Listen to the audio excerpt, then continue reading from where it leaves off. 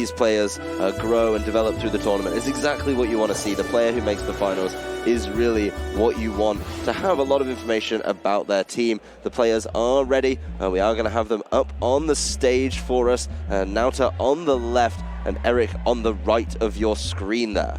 Yeah, and Eric, as we saw earlier in his top 16 match, you know, had a very interesting team competition, a composition, a very interesting approach to the game. And, you know, I'm really excited that we get to see him again here on stream, because maybe we get to see him pilot that team a little bit differently this time around. But first, let's take a moment to look at Naoto's team. Again, we haven't really had him on stream. Certainly Pokemon, though, that we've seen around was the 17th seed going into our top cut of 16. Had to play one of those bonus rounds, one of those buy-in rounds, as it's apparently actually called, to get there. And as a result, you know, it has that momentum, I think, sort of powering him through. He's already won 2 of those games, and as a result, you have to think he's just on the ball, ready to go, and just really bringing a nice, powerful team of Pokemon along with him. Yeah, and I really like this selection. Groudon Lunala, actually a combination we've not talked about much over the weekend, but making its way into top 8, probably demanding some respect. And Naoto, one of those newer players, this is a really big breakout performance, and if you're going to have it, you're going to have it at Worlds. That's definitely the best place for it. His opponent, though, in Eric Rios, with a huge amount of accomplishments under his name. Europe International Championships, he's in the top 16 there. Latin America, hit in the top 4 there. Winning a special event in Valencia, and way back in 2014, when we were actually in this very city, in top the 4. Same building, even. Yeah, we're not in the same room, I will say that. Same building. It is definitely the same building, because I almost went to the wrong room this morning by default. I autopiloted as I got in the venue and was like, oh, it's up the escalators, and no, we're actually in a different set of escalators. But his team, a combination of restricted Pokemon that we've talked about a whole lot more.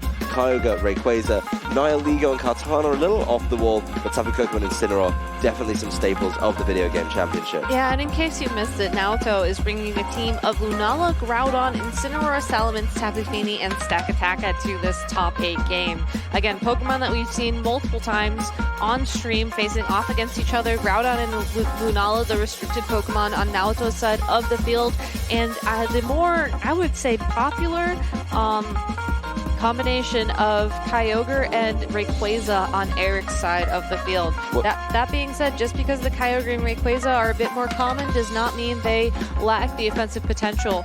Or, excuse me, that doesn't mean that Lunala lacks and Groudon lack the offensive potential to really do well in this matchup. Well, here's what interests me, right? Eric, of course, played Trick Room extensively in Game 1 and Game 2. Game 1, Game 2, and did really, really well with it. Of course, we did discuss at length how strange the matchup was, and using Trick Room was certainly a little bit harder. But then you look at Naoto's team, you know, that's a team that's real dedicated to Trick Room. Any team with Stakataka probably loves to Trick Room. So maybe Eric is going to have to play his team a whole lot faster, and maybe he's not going to be able to play in a Trick Room if Naoto decides to set one up for himself. I really want to see how that matchup comes to the fore. And once again, the World Championships, we're coming towards the end of the tournament, and Trick Room is still something that we're going to have to talk about at length. Yeah, and it's really interesting as well looking at Naoto's team on paper. You know, Lunala and Stakataka are the 2 Pokemon that traditionally would go for something like a Trick Room. So he has more options if that's the path that he decides to play. And Eric, you know, I'm really curious to see how his team matches up against a team that's more dedicated to Trick Room. You know, we saw that some of his Pokemon might be running a little bit faster than one would expect in a Trick Room matchup. It's possible that the Nihilego on his side of the field was really only there to punish people who maybe weren't expecting to see Trick Room as a form of speed control going into this tournament. And whether or not that even is an option for him moving forwards. I mean, Nihilego certainly doesn't have the best matchup against the Pokemon on Naoto's side of the field. This might be an indication that he's forced to leave it behind and, I don't know, maybe slow things down some other way. Yeah, well, the players look ready and raring to go. The judges and the translators, they're getting involved. Just another rundown of the team for those of you just joining us, those of you just coming over and seeing what's going on over here. Lunala, Groudon, Incineroar, Salamence, Tapu Fini, Stakataka. That's going to be the selection from Naoto. I know, Stakataka is a funny word to say. We've got to get through these teams, Gabby. There's a lot to discuss. I know. Let's move to Eric's team. Tapu Koko, Nihilego, Kyogre, Incineroar, Rayquaza, Kartana, Yes, that's not as fun to say as the 6th Pokemon on the team, but it was pretty important in his win. You know, really applying that pressure. We didn't even see Tapu Koko in those games. What do we think in this matchup compared to the last one? I don't think Kartana is the play, to be quite blunt. You know, I think it has a great matchup against some of these Pokemon that are present on Naoto's side of the field. You know, that Lunala certainly would not appreciate the knockoff that we saw revealed on Kartana from Eric back last round. That being said, Groudon, Salamence, and Incineroar are 3 Pokemon that Kartana does not like, and honestly makes it a very tall ask, I think, to bring in a Game 1 situation. You know, I don't really know that Tapu Koko is necessarily the Pokemon either that you'd want to bring in this setup. So how does Eric deal with Stakataka? That's my biggest concern right now. You know, he doesn't have those clear and obvious answers. He doesn't have a Groudon of his own. You know, Nihilego may be packing one of those options, but it may, on the other hand, just be completely lacking in a way to deal with that. If you can't deal with it, then you're giving Naoto complete control of the speed. You're letting him set his Trick Rooms when he wants, and that's going to be a huge, huge problem if he's able to play that way with no concern coming in from his opponent. It's all going to come down to Eric's game plan. You know, we saw him execute a strategy in the last round that worked out very well for him. He's definitely going to have to switch things up, and whether or not he thinks that his Kartana is up to the task should be revealed very shortly. Well, Incineroar and Kyogre are going to be the lead for Eric Rios. I'm sorry that I'm trying to ruin that for you guys at home who haven't quite seen it yet. But that's going to be matched by the Salamence and Lunala from Naoto. So very interesting leads. I don't think that's something we've seen so far over the course of this tournament. Brand new for us, maybe brand new for you, and we'll see exactly how these trainers want to navigate it. And Salamence and Lunala, not a pair that necessarily screams Trick Room. I really like how Eric led going into this game. You know, Kyogre certainly is one of the Pokemon on his team that can damage Stakataka at least a little bit. Fake Out can obviously stop Trick Room for a period of time, you know, 1 turn that the flinch applies, and maybe Eric thought that that was enough going into this game to give him an advantage. With Naoto leading the combination of the Lunala and the Salamence, not only does he bring out his own Intimidate onto the field, you know, to sort of weaken the damage potential that Incineroar can throw back on the Lunala, you know, he can also just start dealing big damage. I mean, yes, Lunala is one of those Pokemon that loves to set up Trick Rooms sometimes, but it also gets access to one of the most powerful Z moves in the game and can just sort of run through Eric's team if he gives it the opportunity. Well, Salamence leaving the field immediately for Naoto. No concerns on that one. Wants that gone,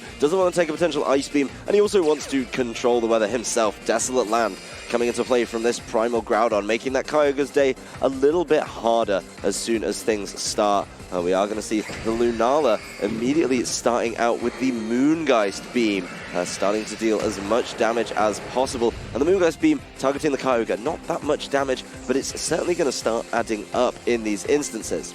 Yeah. We do see the berry popped. I would like to say that that's a berry that is going to be reducing the amount of damage done. The Snarl from Incineroar, damage much reduced by the Colba berry, my apologies. The special attacks are going down, but I mean, you know, the Shadow Shield was keeping you safe anyway. We didn't see a successful move from Kyogre in that turn, so the Desolate Land making sure one of those Water-type attacks was not acceptable in that turn. And what an interesting item from that Lunala. You know, it's not one of those items that I think we've seen often in the 2019 format, especially in the Ultra format. You know, each type has one of these corresponding berries that will weaken the damage of an attack of that type when the berry is consumed.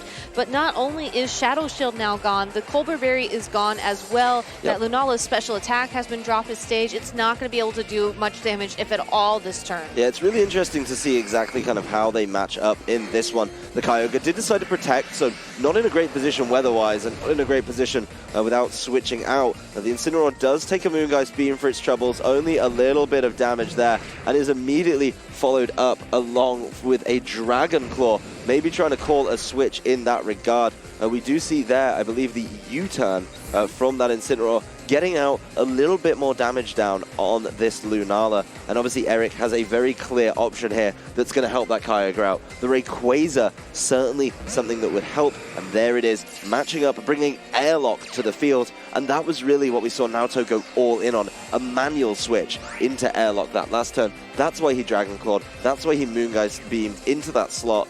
Neither particularly effective, but he's now given up a piece of information, And we also know he has to be a little more concerned about exactly what this Kyogre can do. Yeah, and that's why the Kyogre remained on the field that turn as well. You know, Eric took a look at the field, you know, he looked at this Groudon and he made a prediction. He said, I don't think this Groudon is going to go for the knockout onto this Incineroar necessarily. You know, my Kyogre is safe to protect for a turn.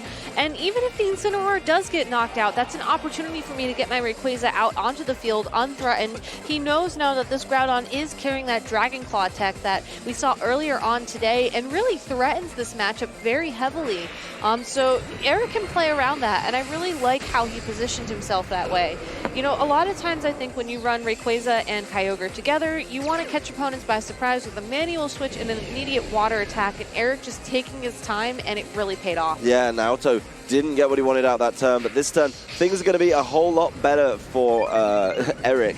He's got control of the weather with Delta Stream in play, and now he's got a Swords Dance on his Rayquaza. We saw it in the last game. It was so problematic for you know, his opponent in that one to deal with. It's not going to be easy. The Moongeist Beam landing onto this Kyogre, bringing it just under half, but then the Precipice Blades following up. This Kyogre very slow and holding on from the Precipice Blades. That means that there's going to be a retaliation. In this case, it's just an Ice Beam, maybe expecting that Salamence switch in there, and that Groudon moving first certainly opens up some interesting opportunities. You know, it is going to potentially have to take a hit from Rayquaza, but this Lunala's been getting away with just sitting on the field for quite some time now. You have to wonder if the fact that Naoto hasn't gone for a Trick Room yet was so that he could, you know, wait to see how this Groudon and this Kyogre are going to match up speed-wise in this game and in this match, so that he doesn't necessarily put himself in a disadvantaged, you know, position. We saw the Kyogre move second. We know the Groudon is probably faster than it right now. A Trick Room would have been really bad in that situation. So by waiting, you know, the Kyogre is definitely, you know, threatened to be knocked out this turn by something, and it looks like Eric just moved, you know, one turn too soon with that Ice Beam. Yeah, the Groudon does leave the field in place of the Salamence. That's going to be really bad if the Ice Beam heads over in that direction again. Of course, there is going to be a few options coming out here, but the most important one is Dragon Ascent. Dragon Ascent landing immediately into that Salamence, and guess what? It's a clean knockout. When you don't Mega Evolve, you're not able to do any damage, or you're not going to take much damage, so you can't deal any in retaliation. And we are seeing, after that Dragon Ascent, another Moongeist Beam. Consistent attacks coming out of this Lunala, and there's so many threats to it in the back. The Moongeist Beam is enough to pick up the last little bit of damage on this Kyogre. And what I'm interested to see is, why was the Kyogre such a threat? Why was that the thing he wanted to deal with? Was it the threat of it in the Trick Room? And now that's gone, is he going to try and find an opportunity to set that up? Something like a Stack Attacker of his fourth Pokemon could be essential for the Groudon to sweep through, and I think if he's got it, he's going to have to reveal it now. I totally agree with you with that statement. You know, Eric does have the opportunity here to send in that Incineroar. You know, I don't think that's too risky for him. He gets an Intimidate, he gets a Fake Out, and this might give him an opportunity to try and do something to stop this Stack Attacker with his Rayquaza, but instead it is going to be that Kartana that Eric brings. And as we were talking about in Team Preview, like you said, Kartana really is one of those Pokemon that has the best matchup on paper to knock out this Stack Attacker. But that being said, Lunala, Stack Attacker, both these Pokemon get access to Trick Room. If Naoto wanted to, and if he feels very confident in the fact that Eric would be going for a big knockout of some kind this turn, he might be able to use Trick Room with both these Pokemon if he's trained him that way. Get it up guaranteed, and then that Groudon can come in and just start, you know, dealing damage, getting knockouts, and sort of powering through this end game. The biggest problem with that is if you press Trick Room with both of them, they do both have access to it. One of the Pokemon leaves the field, so you don't get a knockout come through. You end up leaving the Trick Room actually in kind of its neutral state. We'll see if that's exactly what he went for. Incineroar comes in, lands an Intimidate on both of them. More important on Stack Attacker than it is Lunala. And we'll see exactly what option he's decided to go for. The Protect out of the Stack Attacker, wants to keep it safe from this Kartana.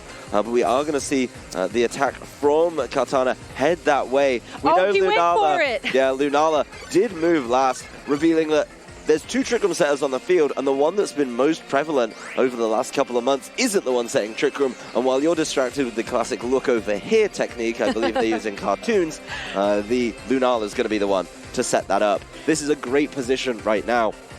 There's so many options, I think, for this Stack Attacker. You've got to be a little bit careful of this potential turn with the fake out and then something like the Kartana following up. But if you're the Lunala Stack Attacker player in Naoto, you got to be feeling pretty good about the next 4 or 5 turns. Yeah, and with the Groudon in the back as well, it can, take the field with, not being intimidated. Eric would have to switch to get that Incineroar off the field to save that for later. It's just such a tough spot for him to be in. Late Trick Room, I think, is one of the most interesting strategies to see played out during the video game championships, just because of these opportunities that it opens up later on in the game.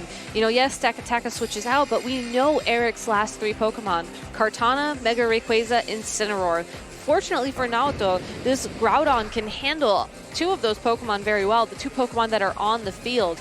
And as a result, I think saving that Stack Attacker for later, saving it for when the Mega Rayquaza returns to the field, which might be a little bit sooner than anticipated, is sort of Eric's last lifeline going into this Game 1. Yeah, Incineroar leaves the field with the U-turn, immediately replaced by the Mega Rayquaza Delta Stream back into play. Will remove the sunlight from the Desolate Lands, though that's a little bit of a weakness going towards Groudon, but not the biggest concern. Another Moongeist Beam following up from this Lunala. It's just been consistent with them. The Moongeist Beam connects with that Kartana. Not enough to concern it with a knockout. The Leaf Blade into Groudon brings it to 1 health with the critical hit right there. That is so dangerous. It's going to be so hard to keep that Groudon around right now, but it's in Trick Room. The big thing here, Extreme Speed, a prevalent option on this Rayquaza, easy enough to pick that up, and then a whole lot coming out from Lunala. That Incineroar as well in the back of Eric's party could easily knock that Groudon out with a fake out once it returns to the field. So, Eric just very comfortably staying calm. Yes, the Lunala did get a nice amount of damage down onto that Kartana, but it was still able to attack, and that was what was important, and that's why Naoto must save that Groudon for later on in the matchup. Maybe once that Kartana and the threat of something like the Extreme Speed has been removed from the field. Yeah, the Extreme Speed doing very, very little to this Stack Attacker. We are going to see one more Moongeist Beam from Lunala. It's very good at this. Yeah, it's been consistent with it across the whole day. Another one landing into this Kartana, and the fact it's taken 2 of them quite comfortably is going to be an indication of the item. Speaking of items, that is the animation for knockoff there. Not enough. Even though Lunala is exceptionally weak to those Dark-type moves, we do see the lack of a same-type attack bonus or a Dark Aura from Yveltal means that Lunala is sticking around. And Lunala also consumed that Colbur Berry earlier on in the game, so Knockoff didn't even get to take advantage of the fact that the damage is boosted when the Pokemon is still holding the item. So Lunala gets the opportunity to attack again. The Stack Attacker gets the opportunity to go for something big for this Rayquaza potentially. Lunala can't be knocked out by an Extreme Speed because it's a Ghost type. Yeah, that's really good to have that as your Pokemon low down. Obviously, Kartana knows that it may get knocked out this turn, so an Incineroar switch in to make sure you get an Intimidate down on Stack Attacker, which is in a good position right now to go on the offensive. Certainly not a bad idea. One thing we do have to be considerate of, though, is that we've seen a number of turns of Trick Room used. I was about to say Naoto needs to start capitalizing on those as soon as possible, and the activation of Rocky MZ bringing Continental Crush into play, really good way to do that. You have to wonder, the strong winds are still in play, so this Mega Rayquaza, if that's the target, wouldn't be taking as much damage, but that's the Incineroar that's going to be, unfortunately, flattened by this attack. You've got to remember as well that Incineroar was coming in. So before that, it was a Kartana. I think a really good read there by Naoto to make sure he got a knockout in this turn. Maybe he feels like there's a way to deal with it. We see why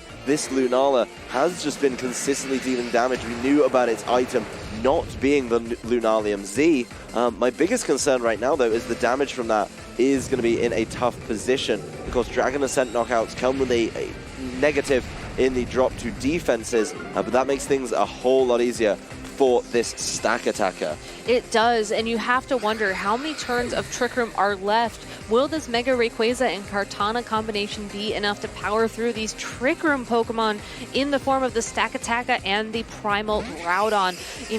All these Pokemon, really, on both sides of the field, they have been weakened by damage. Stack Attacker does have the benefit of the Beast Boost that it got from the KO from the Continental Crush, but even then, it's a very strong Pokemon, and it does have an advantage against both the Rayquaza and Kartana, especially with the strong winds gone, and especially with the fact that Trick Room is still active on the field, and it's going to be moving first. Eric is forced to sort of try and stall out the remainder of that Trick Room. He could go for something like an Extreme Speed onto that Groudon, but, you know, that could leave him in a spot where potentially a 1 versus 2 or maybe even a 1-on-1 situation against the Stakataka. Yeah, well, the Groudon is removed from play along with Desolate Land. Will be an easy kind of knockout there with Extreme Speed, but while the Trick Room's still in play, the Kartana is felled by the Gyro Ball. Obviously, such a discrepancy there in the speed. An easy knockout. Just for confirmation for those of you guys at home, it is the defense getting boosted by those Beast Boosts. That's now 2 stages, which easily makes up for the boost the Rayquaza took earlier with the Swords Dance. Now, this isn't going to be the most thrilling of matches, and of course, Eric, knowing his fate, knowing it's going to be kind of a negative for him to try and wear down this Stakataka. Once you let the Beast Boost come into play, he just concedes the game over to Naoto. And I like that forfeit there. You know, I don't think there was too much information he could have learned at that point moving forward. Stakataka was certainly in its happy place with that Trick Room on the field with those Beast Boosts, and overall it would have been just a very tall ask for that Rayquaza to power through. So, you know, a very, I think, smart forfeit there, but you have to wonder, how is he going to adjust moving forwards into Game 2? We saw him lead the combination of the Kyogre and the Incineroar going into Game 1, which seemed great on paper. You know, he has access to Fake Out. The Kyogre can certainly threaten to deal a lot of damage to the Pokemon on the field, but, you know, the fact that Naoto brought 2 Trick Room users to the game, I think really gave him the opportunity to say, you know, look, you were able to stop one of my Trick Room setters, or maybe you threatened one of my Trick Room setters. I have a whole nother one that you can't stop. And unless Eric finds a way to stop Trick Room, I don't think, you know, this might be the end of his tournament. I wonder if that was a surprise to him. You know, we obviously have the benefit of knowing a little bit about the teams, knowing that Lunala and Stakataka were both carrying Trick Room. And I do wonder if that was a surprise to Eric. If that was something that came along and he went, oh no, I've picked the wrong Trick Room user to try and stop. He had a number of opportunities actually to deal with that Lunala. You know, I think Lunala not having access to Lunalium Z is an interesting adaptation. I do really believe that, you know, it's one of those Pokemon that should be dealing damage, and we saw Continental Crush. We do have the leads over in a preview for us. There is going to be some adaptations. You guys finally get to see them. Incineroar and Kyogre for Eric Rios, and Naoto Mizubuchi with the Lunala, and of course the Tapu Fini, which has been a really good and consistent Pokemon whenever it makes an appearance at this tournament. Yeah, certainly an interesting Lunala overall. You know, that Colbur Berry, I think, was a good indication early on that this Lunala might not be as it seems, but that information is all out in the open as we go into Game 2. Naoto just 1 win away from advancing to top 4 here at the Pokemon World Championships, and, you know, changing things up with the presence of the Tapu Fini. I don't think Tapu Fini is here necessarily for that Misty Surge ability. You know, Tapu Fini is one of those Pokemon I think trainers bring when they want to take a bulkier sort of presence moving forwards in the game, gets access to moves like Heal Post, maybe Icy Wind, if that's something that Naoto wants to go for. But overall, just a very, you know, interesting adjustment. I'm curious if this is going to dictate a little bit of a different approach to this game too. Yeah, well, Kyogre landing a Protect, no real concern there, and Tapu Fini matching it with a Protect of its own. That's certainly the safest way to navigate an opening turn. Kyogre's not going to get any damage put down on it early on, and Tapu Fini is going to do exactly the same. Both these Pokemon defending themselves. We do see the Colbur Berry activating on that Lunala, indicating the Snarl there doing limited damage. Obviously, it's a pittance. There's going to be the benefit of Shadow Shield, the benefit of the Colbur Berry, but the special attack does go down. And that's something in the last game that I don't think we touched on enough. You know, he got Snarled early on. He never switched it around. And that's why his Moongeist Beams were just doing so little. I think that's something he's going to have to consider as this game goes on. And talk about an interesting Pokemon that might not be as it seems. Protect on Tapu Fini. Not something you see that often. Certainly will help it remain on the field for a bit longer if it's staring down a Kartana, like Eric just switched in. Yeah, well, the Kartana is going to be struggling to take some of these hits. We do know that it actually takes 3 Moongeist Beams after a Snarl to get there. There's the Tapu Fini and the Nature's Madness. That's going to bring it down to a little bit of an easier number to hit right now.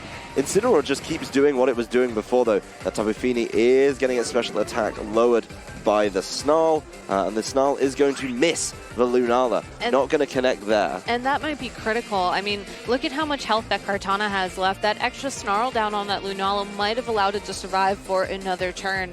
But, you know, again, interesting that Eric switched things up. Interesting that that Kartana is really in a tough spot. Yes, it's the fastest thing on the field. It can certainly have its choice of targets right now, but we know that knockoff won't be enough to knock out that Lunala. We know from previous rounds that that Kartana does have access to the Z move, and Tapu Fini certainly would have been the target you'd want to hit with that. Yeah, Tapu Fini getting off the field, maybe a little bit concerned about what this Kartana could do. Salamence coming in.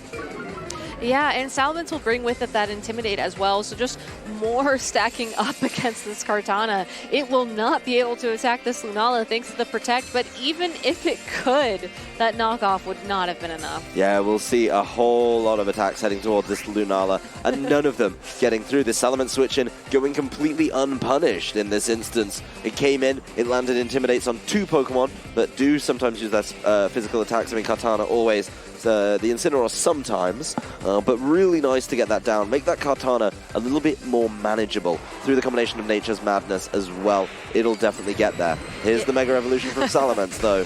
Yeah, and you have to wonder, if you're Eric, you know, what do you even do with your Kartana at this point? Do you try to switch it out, or do you try to save it for later? I mean, Naoto hasn't dropped a single Pokemon, certainly has a very commanding position on the field as the Kartana was knocked out by a Hyper Voice there. You know, Naoto just doing a great job of showing, you know, how he made it to this top 8 and potentially how he'll even make it beyond this round into top 4 at this tournament. Well, Moongeist Beam heading towards the Incineroar, probably not where you wanted it. Incineroar doesn't appreciate it, though, does opt to leave the field right after that. Certainly a good turn, a good opening carved out for Naoto. Really enjoying the way he's adapted into this game. Actually dropping Trick Room and just playing fantastically without it seems to be really successful for him. Yeah, there's really no way that Eric can touch this Lunala on the field. You know, the Moongeist Beam certainly isn't as powerful as I think we've sort of grown accustomed to throughout the Ultra format, but, you know, it's not taking damage, and it's able to consistently bring the Pokemon on Eric's side of the field within knockout range for other things that, you know, are present in the party, like the Hyper Voice from that Mega Salamence, or, you know, maybe that Groudon or that Stakataka, depending on what Naoto decided to bring into this game. Eric, it's a tough sort of decision he has to make here. He needs to decide, you know, he can fake out the Salamence here, and that might make things a little bit easier. But if Naoto has that Groudon in the back, you know, he could send that in for the Salamence spot, you know, take that little bit of chip from fake out, but not allow Kyogre to go for a water attack. You know, he needs to find an opening here, and unfortunately for Eric, Naoto's just not going to give him that opportunity. Yeah, I mean, he's going to have to be relying on Rayquaza to be the last one. Of course, he is already down a Pokemon in the count, the Kartana being knocked out, but, you know, it's tough, right? Like, it's tough to find those openings when you've got one less Pokemon. Groudon does come in, Desolate Land, replacing Primordial Sea, and so, you know, we did see it in Game 1. Eric went for it and did get caught with that. Of course, Salamence keeping itself safe this turn. A nice little Protect there, making sure it's not caught short by a Fake Out. We are going to see a number of moves just failing to deal the damage required right there. It's not going to be the prettiest of turns. Of course, the Protect so important, and that's going to be a very dead turn for Eric Rios. I think Eric was really hoping that a powerful attack, water-type attack from that Kyogre, such as the Water Spout or maybe even the Scald that, again, we saw earlier on today, would have given him an opening, but that Groudon switching in, there's really nothing Eric could have done to stop that. And Naoto just, you know, recognizing the current board state, realizing that he needs that weather on the field. Eric could certainly try and get the rain back if he wanted it, but, you know, he's going to have to switch out that Kyogre, and then whatever comes in, whatever that last Pokemon is that he has, is going to take a ton of damage from the combination of the Salamence and that Groudon. You know, I gotta say, yes, Kyogre's going to be stuck Ice Beaming for the foreseeable future, but, you know, that's such a tough decision to have to make. Well, it may not be afforded too many opportunities to do that. A combination of Double Edge from Salamence and Precipice Blades from this Groudon, causing a whole lot of issues. That does mean, of course, that Kyogre is forced to Ice Beam back. There wasn't any Rayquaza switch in right there, and it does fell the Salamence. So the Pokemon count still within touching distance for Eric Rios, but he's still behind, and honestly, leaving this Groudon Groudon unopposed for a couple turns probably means that it's Rayquaza in the back here. I think he's relying on that, and you've got to wonder, you know, will that be enough? We did see the Groudon reveal the Dragon Claw early on. There it is. It's going to be airlock right now. He's got to be careful. There is one option that I think Naoto has to look at. Maybe an easy way around it for Eric is to just keep airlock in play, but if he removes the Groudon right now, then the Delta Stream comes up, then he can bring it in Desolate Land later, and that's kind of game, set, and match at that point, right? Yeah, it's a very tough spot for Eric to be in, especially when you also look at that Kyogre on the field. You know, it is within striking range of either of these Pokemon for a knockout, and you have to be wondering, you know, how do I maneuver? How do I figure things out? We did see the Kyogre and the Groudon match up earlier on in Game 1, and the Groudon was faster than the Kyogre. So it's just going to come down to board positioning. It's going to come down to strategy, and I like how Eric went for the Mega Evolution here. You know, yes, it is going to remove the sunlight from the field, and it will afford itself a little bit more defensive if Groudon had something like a Rock Slide, but if Groudon's looking to attack that slot, Dragon Claw is all it needs. This could be a really big problem. It depends exactly how Naoto's predicted this turn. The Swords Dance set up on this Rayquaza. Eric relying on this one Pokemon to see him through the rest of this game and keep his tournament alive. We do see an attack heading towards that protecting Kyogre. Oh, he went for Dragon Claw. Not going to be the one that he needs, though. The Dragon Claw from Groudon, bringing that Rayquaza down to half. Most importantly, though, it's still alive. It's honestly carrying all of this tournament for Eric Rios right now. Naoto, two very healthy Pokemon. He's got to be concerned. If he doesn't Dragon Ascent the Groudon, then the Groudon's going to start taking knockouts. If you leave that Lunala for too long, it's going to do exactly the same. So I think all of the pressure right now is on Eric and his Rayquaza. He needs to pick the right target to at least give his Kyogre a fighting chance. Yeah, Naoto, though, needs to remain on the offensive. If he takes a bit of a slower turn and Eric is able to predict that and capitalize on that, Eric is going to find a way to win this game and to bring us into Game 3. That Swords Dance was a really good play there for him because that's really his out. He needs the Dragon Ascent to count. I mean, look at Rayquaza's defenses. Ooh. Look at how much health it has left. You cannot take those defense drops lightly. You have to play your out. This is it. Rayquaza kept itself safe with the Protect, but it doesn't really matter. You know, Eric Rios wanted to keep that one Pokemon safe, and it's the Kyogre that's felled by another Moongeist Beam really, really easily. You know, that's just the way the cookie crumbles sometimes. You know, we're going to see this Rayquaza really struggling to knock out all the Pokemon. A combination of Moongeist Beams and Dragon Claws. You know, yeah, I understand there's a Swords Dance in play, but I just don't think you're going to be able to do enough with single target damage. It's a classic 2 versus 1 situation, and the Rayquaza can only attack one of these Pokemon. And unfortunately for Eric, that Rayquaza, it will have the opportunity to knock out this Primal Groudon at this attack, but the Lunala can certainly attack into it, and Groudon is even able to hold on after that Swords Dance. Yep, Eric put all his eggs in the Rayquaza basket, and they're just not enough. Another Dragon Claw, this fantastic adaptation to Groudon that we've seen over the course of this tournament, winning the game for Naoto, and he's going to be the first member that I know of punching a ticket into the top 4 here at the Pokemon World Championships. Yeah, congratulations to Naoto.